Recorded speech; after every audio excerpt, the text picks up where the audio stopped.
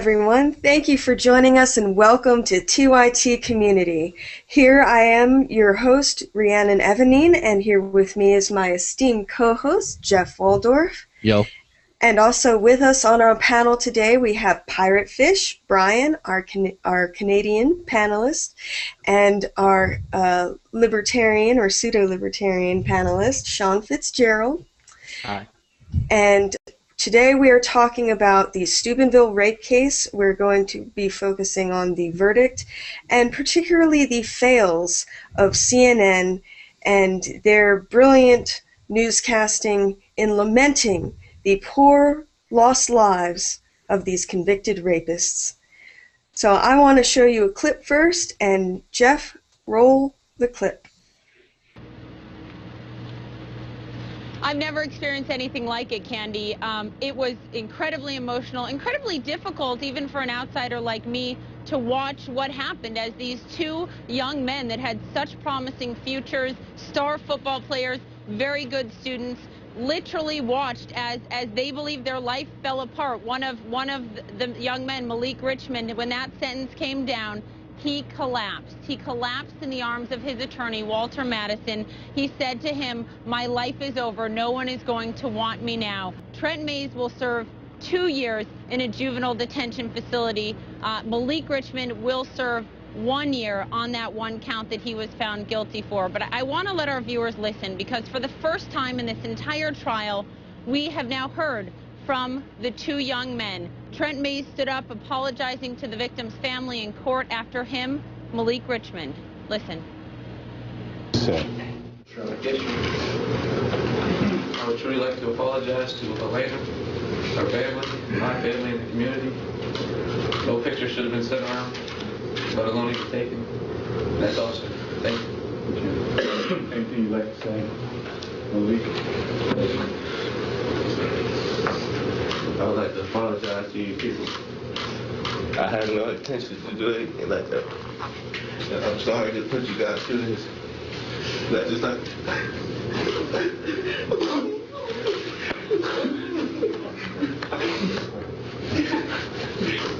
didn't want you to guys to better know that. I'm sorry, I didn't want you to... What's the lasting effect, though, on two young men being found guilty in juvenile court of rape, essentially? Yeah, the most severe thing with these young men is being labeled as registered sex offenders. That label is now placed on them by Ohio law. And by the way, the laws in most other states now require such a designation in the face of such a serious crime. That will haunt them for the rest of their lives.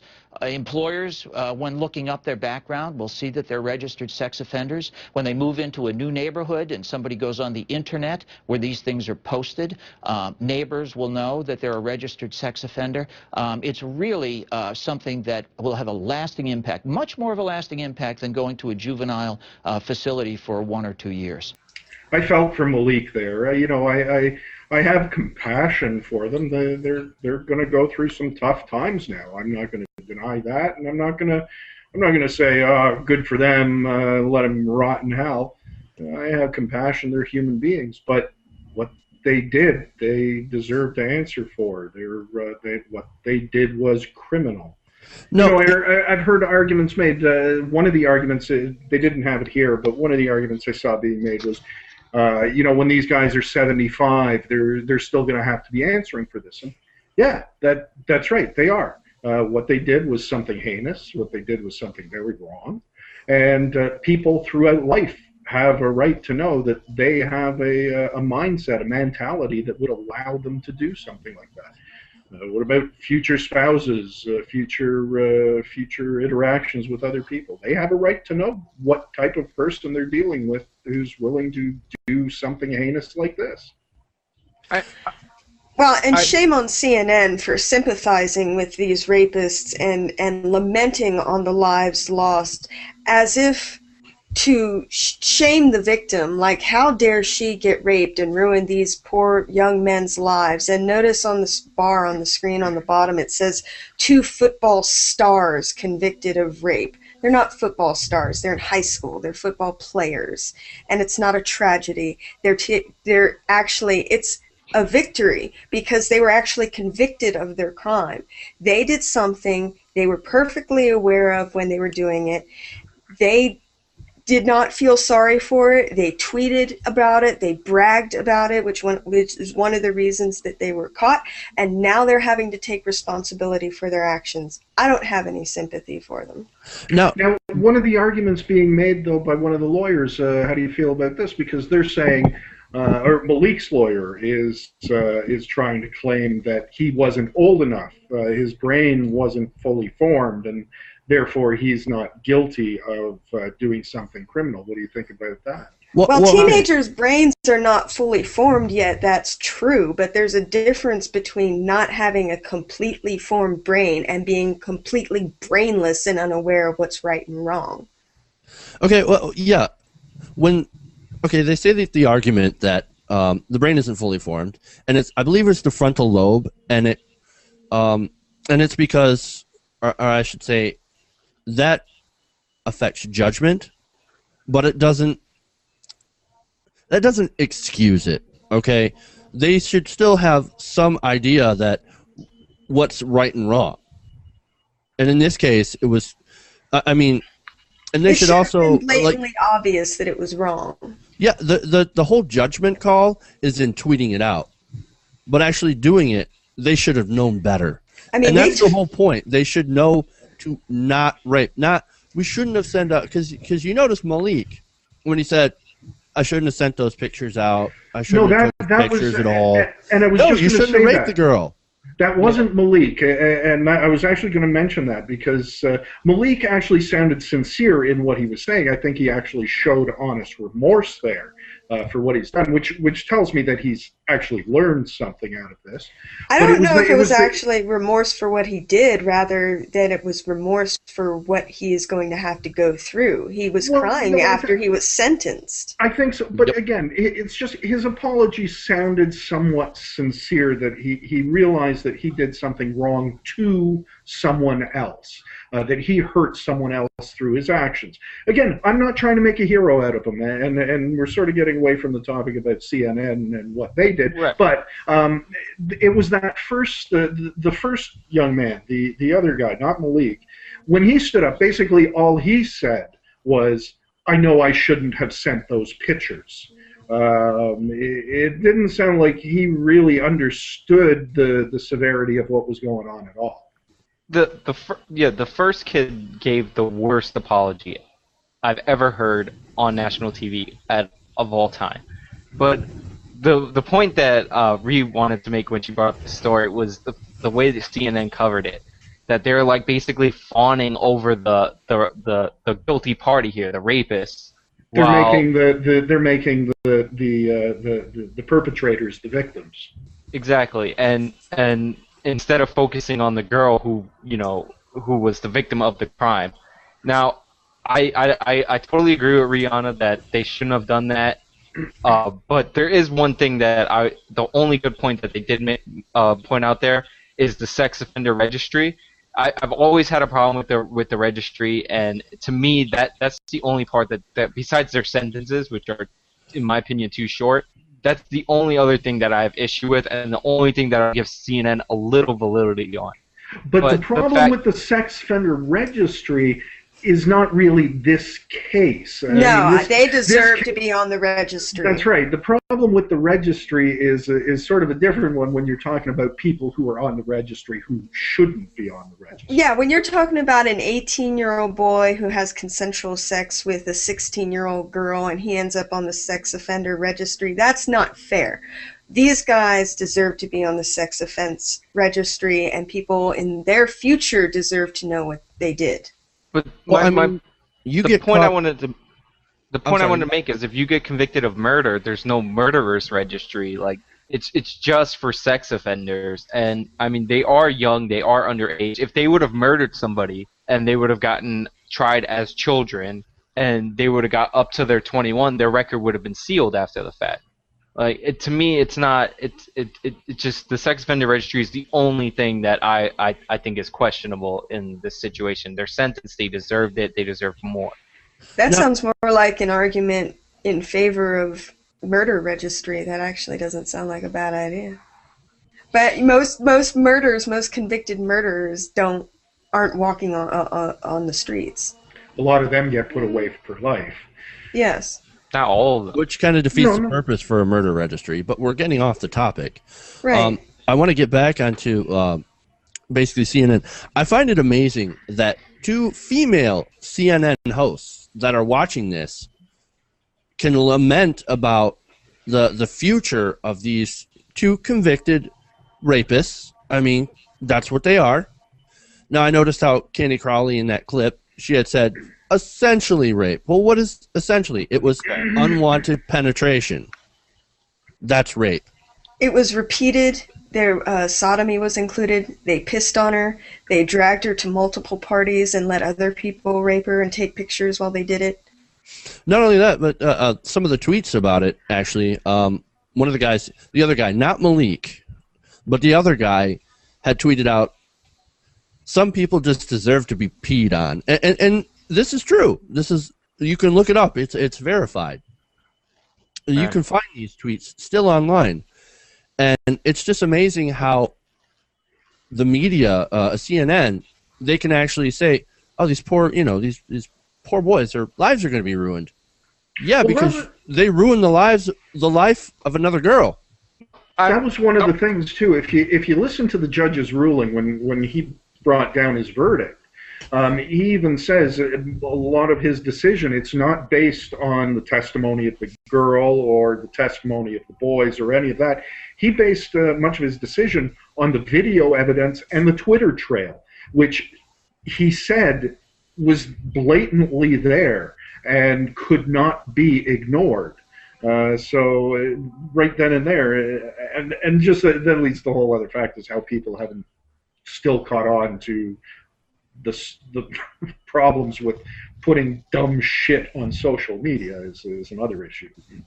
I mean, I just wanna speak to one thing that CNN that if they would have done this, it would have been a little better. And the only reason I say this is because my only somewhat level of expertise is in criminal justice. That's what I got my degree in and all that.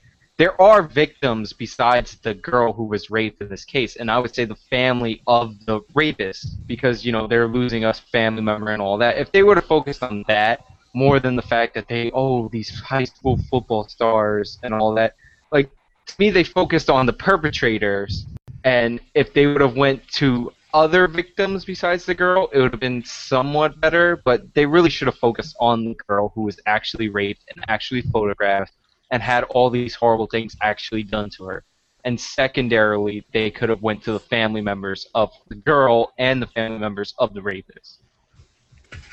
Well, there was and in fact, I mean, there was so much outrage over what CNN did there. I don't know if any of you saw it or what its status right at the moment is, but there was a petition up on change.org demanding an apology from CNN for its coverage. Now, I personally signed that petition probably 2-3 days ago. And at that point, it was about 210,000 signatures at that point in time. So I don't know how far it's actually gone. But to the best of my knowledge, even though this is out there, CNN still hasn't bothered to retract or apologize or in any way do any sort of follow-up to this coverage, and in essence is just standing by what they said in making these rapists out to be the victims. Right. And that kind of goes to rape culture in America. Blame the victim mentality, and the fact that a lot of people think that, well, obviously you ruined those guys' lives by putting yourself into a situation where they could take advantage of you. And I just think that's absolutely abhorrent and a terrible way to think. But that's just part of that rape culture in America. And Rhea, I know you've got some strong feelings on this one. I mean, let us have it. Okay, do you remember? I know that a lot of people have seen this going through Facebook and through Twitter. There's this survey going around of people asking these college students, male and female, whether they think rape is okay when, and then they answer the sentence, and then the percentage of men and women who answered yes are shown in the right-hand column. Okay, rape is never okay. The fact that there were answers to these questions that we're getting 40% yes responses from men and women, and more than 50% from men was highly disturbing. Things like, is it okay to rape if you get him excited, if you've known him a long time, if he spent a lot of money on you, if you're wearing something provocative, if you start and then change your mind. It's disgusting. There was no answer that was 0%. There was always a huge portion of men and women who thought that rape was okay in these situations, and that's how it was worded. And I know it's one survey and one large group of people, but it shows the mentality. It shows the mindset. How can rape be okay? How can forcibly pressuring, pushing, and physically manhandling someone into sexual activity possibly be okay in any circumstance whatsoever? And how can you be glorifying the loss of these poor lives when all they're doing is being forced to take responsibility for their own actions, like so many never do? Because as many as 50% of all rapes, in many estimates, are never reported. And so those people are just walking free every day of their lives. In 31 states in this country, convicted rapists can sue a mother for custody and visitation of her child, and they often get it, because the consideration of the mother and her well-being is not considered when giving over custody and visitation rights to one of the parents. It's disgusting. The culture we live in, and many of the other countries in this world, are worse than this country. But our country, the fact that we're so developed in so many ways and yet so behind and so backwards in this one, is just infuriating. So there's my rage. There you go. Very well said. And so I want to kind of pose a question to the panel. What do you think? I mean, do you think CNN, with this report, is kind of guilty of continuing to perpetuate the kind of rape culture that, you know, that we're talking about? The blame the victim mentality, the lament the loss of the perpetrator's life, future hopes, future aspirations. You know what was really unfair for me when I was a kid, when I was a teenager growing up, is my mom told me that I couldn't go out alone at night. And I'm like, well, why? Because I have two older brothers and they're allowed to go out at night. They were allowed to go out at my age and just go and just stay out for a couple days at a time. No big deal. What the fuck? And I can't do that. I have to have someone with me. I have to call home every 2 hours. I have to make sure I'm not wearing anything that's too sexy. Why? Because I have to make sure that I don't get raped.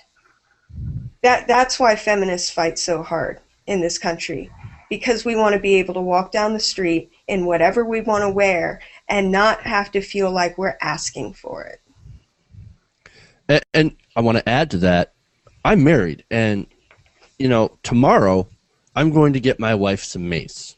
We're going to the store and we're going to get mace. Why? Because I'm afraid that she's going to get assaulted for just being out there. And that's not a country, that's not a culture that is okay. I don't want to live in this kind of culture, and I don't want my wife living in this kind of culture. Nobody deserves to live in this kind of culture. And that's what I'm afraid that CNN is continuing to push and perpetuate, not on purpose. It's just ingrained. They didn't think. And really, the word needs to be spread out that rape is not okay in any circumstance. That study, that poll that we saw, that's abhorrent. What the fuck are people thinking? Oh, it's okay to rape somebody if you lead them on. No, it's not. Rape is not okay in any circumstance. And as advanced as we are as a society, I cannot fathom how people still think that forcibly getting a woman to do something that she doesn't want to do is okay because, well, she was asking for it. She led me on. It's not my fault. It's her fault. She shouldn't have been so damn sexy. And I think that's a big problem. And I'm just as pissed off about it as Ree. You know, I got to say, I'm not in any way. I think what CNN did was shoddy journalism. I think what they did was highly biased and inappropriate. I don't think it's becoming of a news company to portray the news in the light they did. So I think they were completely wrong there. Like I said, I signed that petition. I think they owe the public an apology for what they did. I think they owe the victim an apology for what they did. But when you talk about perpetuating rape culture, I have a bit of a problem when we come to that, because rape culture, and this is where a bit of the argument comes. What are we talking about when we say rape culture? That's a highly subjective term. Where does rape culture come from? What are we talking about, and what does it include? I mean, if you talk to a feminist, that rape culture is very different than if you talk to, say, a men's right advocate. So I have a problem when you start saying, were they perpetuating a rape culture, and that I don't know about. Just because someone may not feel may not side completely with the victim, does not mean that they're perpetrating rape culture. To tell jokes, sexist jokes, is not perpetuating rape culture. But a lot of people would say that it is. So this is where I have a bit of a problem. Like I said, what CNN did, I think, is wrong. I think they should make some sort of retraction, or at least some sort of follow-up on it. But are they perpetuating rape culture? That one I have difficulty saying yes on. So let's start with final thoughts, because that might take a while. Let's start with you, Jeff. Like I said, I just want to say this is an absolute failure for CNN. I still think that it does go to perpetuate, and basically it goes to say that it's blaming the victim, for one, and it's really covering, like, saying, poor you to the boys. Poor you. You did something wrong, but still we're going to feel really sorry for you. I don't feel sorry for them. They did something wrong. And it's my hope that they learn from it, because they're not being tried as adults, and they could have. They could have gotten a much worse sentence. So it's my hope that these boys get their heads out of their asses, which, maybe Malik already has, and I hope that they learn, and I hope that they become better members of the society and actually learn their lesson, and to say that just because a woman is passed out does not mean that she's asking for it. And I think everybody needs to know that, and I think we need to improve our culture as to say that rape under any circumstances is just not acceptable. Okay. Ryan, are you ready with your final thoughts? Hey, well, I pretty much gave my final thoughts there a moment ago in how I felt about CNN's coverage on this. And just as one final thing, just to sort of put a little I don't want to say comforting thought on this, because it's not a comforting thought, but for those who think that these two guys are just getting a pass and a slap on the wrist, I have somewhat of a superficial knowledge of what goes on inside of youth detention centers, youth prisons. And in adult prisons, there's two big offenses that are not looked upon well and inmates treated poorly, and that's pedophiles and rapists, particularly if it's crimes against the elderly in that respect. In youth prisons, because pedophilia is not so much of a thing there, crimes against women, rape, is something that's not looked upon favorably, and those two young guys are not going to have an easy time of it when they do get in there. So they are going to see punishment for whatever short duration it might be. Good points. All right, Sean, are we ready for you? Yes. Look, CNN did an awful job here. They were way too focused on the perpetrators of the crime. But one of the biggest points that they missed, and I don't know how they missed it, is that these boys, they ruined their own lives. Like, they're acting like it was somebody else, like it was like the Tooth Fairy or the Rape Fairy, but they ruined their own lives. It was their fault. And I think throwing that in there might have made this a little bit better, but it was just an awful job by CNN. But then again, what do you expect? It's CNN.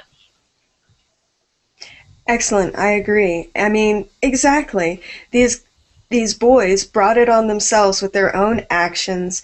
They were reporting the case and the verdict as if they were framed, as if they were somehow part of a victim of injustice rather than a product of their own making. They're the only ones to blame for what they are now suffering, and they deserve more than the sentence they got. I consider their actual jail sentence to be absurdly short. But I do believe that they need to be on the registry because people in their futures deserve to know what they did to this girl, because this girl's never going to get completely over it. This girl's never going to be as she was before. Her life is completely changed and completely altered, and nothing less should be expected of these boys to suffer. And that's the point of the sentence. And it is, in my opinion, adding to the mindset which allows rape culture to exist when CNN portrays these boys as somehow a lost youth. And even worse are the people that are tweeting death threats to the victim and to the prosecutors and saying, how dare you take away these boys' lives just for being boys. And that's the way a lot of people think. It's just boys being boys. They can't help it. They're just animals that way. And isn't that insulting to men and boys everywhere when there are people like this who think that they can't be in control of their own actions? It's like in the Middle East, where there's this illusion set up that if women are not covered from head to toe, that men are going to lose control and just start raping uncontrollably everywhere that they go. Now even babies need to be completely covered to protect themselves. That's the mindset that is in this country as well, that boys will be boys, you just gotta watch out for them, whatever, you can't help it. It's absurd, it's disgusting, it's unacceptable. We need to hold people responsible for their actions and not blame victims when these sorts of things happen, and not blame their clothes or how much they were drinking or what they were doing or how much they were flirting. And, you know, it just adds to the shame and the dehumanization that goes along with rape in the first place. You're already dealing with the trauma of the rape. Now you're getting a lot of women who aren't even reporting it because they don't want to go through that. They don't want to go through the death threats and the hate from the rapist's family or whatever they have to deal with, and testifying to what happened over and over and over again, and getting the defense attorney to try to nail them on little details so that the case can be thrown out. It's terrible the things that rape victims have to go through in this country. Absolutely unacceptable, and we need to stop it. We need to end it. If you have any female in your life, or if you are a female that you care about, if you have any self-respect, you need to just change the way that you think and change the way that we're raising our children, and get out of this mindset that boys will be boys and they have no control over their own penises.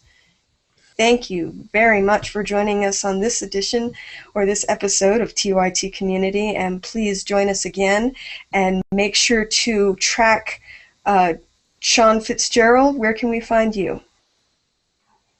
You can find me at youtube.com/IamSean90 and twitter.com/IamSean90.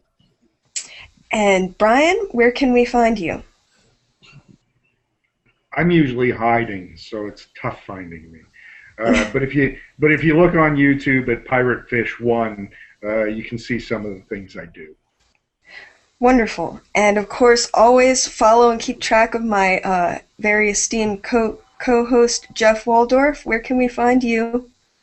You can find me on Twitter at Jeff's Politics, and you can also watch my channel, youtube.com/JC Waldorf, on another progressive show.